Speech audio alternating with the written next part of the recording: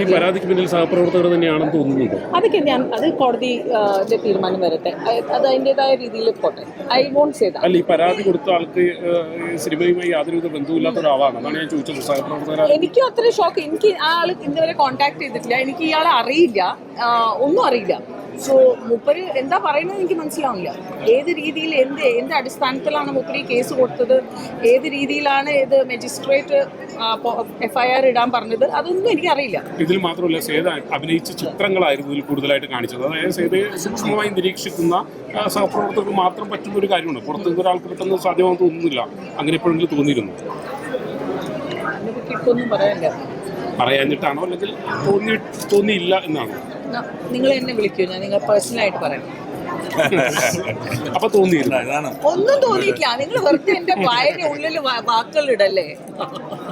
പറയല്ലേ, പറയാം, പിന്നെ പറയാം. അതിൻ്റെതായ സമയം വരും, പറയാം. ഉറപ്പായിട്ടും. മുന്നോട്ടുള്ള കാര്യങ്ങൾ ആദ്യത്തെ അജണ്ട എന്താണ് ഈ ഒരു സ്ഥാനത്ത് നിന്നിട്ടുള്ളത്? ജസ്റ്റ് ഇപ്പോൾ ഒരു 5-7 മിനിറ്റ് ആയിട്ടേ ഉള്ളൂ. എങ്ങനെ എജൻഡ, നമ്മൾ അങ്ങനെ യുദ്ധത്തിനൊന്നും പോകാൻ പോകുന്നില്ലല്ലോ. എജൻഡ എന്ന് പറഞ്ഞാൽ നമുക്ക് എങ്ങനെ എല്ലാ കാര്യങ്ങളും സോൾവ് ആയിട്ട് മുന്നോട്ട് പോവുക, അത്രയേ ഉള്ളൂ. ആര് വന്നാലും, ഇതിലിപ്പോൾ ദേവൻ അങ്കിൾ വന്നിട്ടുണ്ടെങ്കിൽ ദേവൻ അങ്കിൾ തന്നെയാ പറയാ. ഞാൻ വന്ന് ആരാണെങ്കിലും നമ്മളെല്ലാവരും എങ്ങനെ അമ്മേൻ്റെ മെമ്പേഴ്സിനെ എങ്ങനെ അവരെ സന്തോഷിപ്പിക്കുക, അവരെ മാസാമാസം അവരെ കൈനീട്ടം, എല്ലാം നമ്മുടെ ഹെൽത്ത് ഇൻഷുറൻസ് എത്രയോ കാര്യങ്ങളുണ്ട്.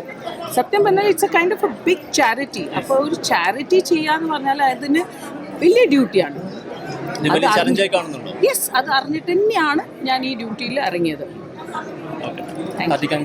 Thank you so much. Thank you so much, guys. Thank you.